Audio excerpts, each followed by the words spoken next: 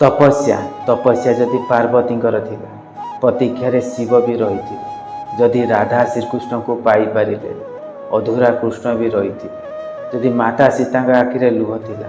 दुखरे रामचंद्र भी रही, जदि जीवन भगवान मानक पई सहज नथिला, ताहले आम मनुष्य मानकर औकात आगे से दुख आसु कि सुख